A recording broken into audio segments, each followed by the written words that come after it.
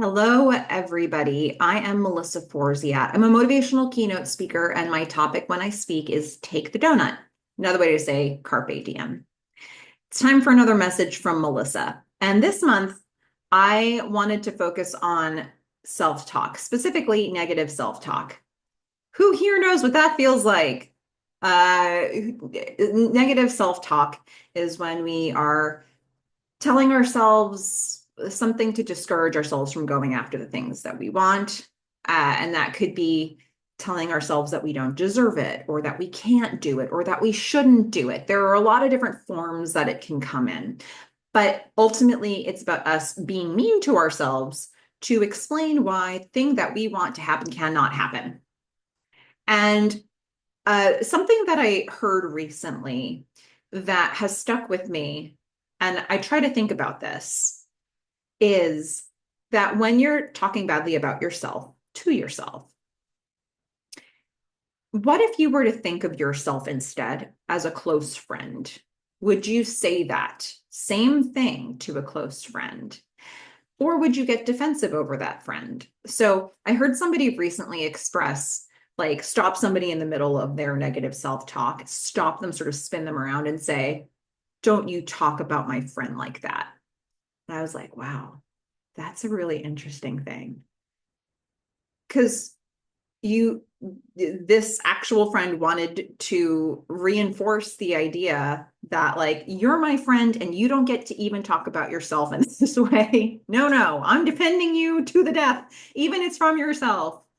What a powerful idea that was for me. It's this really interesting thing because it can be very easy to explain away the negative thoughts that we have for ourselves or that other people bring to us by thinking that we deserve it, or thinking that there's some truth to it. Maybe this person knows me better. Maybe there's something real about this part that I'm expressing here. It's easy to get wrapped up in that logic. But what if you took yourself out of it for a situation and just thought about, if I were saying this to a friend, if a friend were saying this to themselves, would that be okay? If somebody else were saying this about a friend, whatever you need to do, whatever perspective you need to put this in to feel the outrage that is so rightfully deserved when we say mean things about ourselves. Take that perspective as you need to. There have been some important sort of self-discoveries I've had over the years on a more serious note. Things where perhaps I was looking at blogs from psychologists or blogs from therapists or whatever to understand a thing that I was dealing with a little bit more. And I would go down into the comments section where people would share their personal stories about the same thing that they were experiencing. And I would start to feel protective of those people. And I would ask myself, why am I feeling protective over those people, but not myself?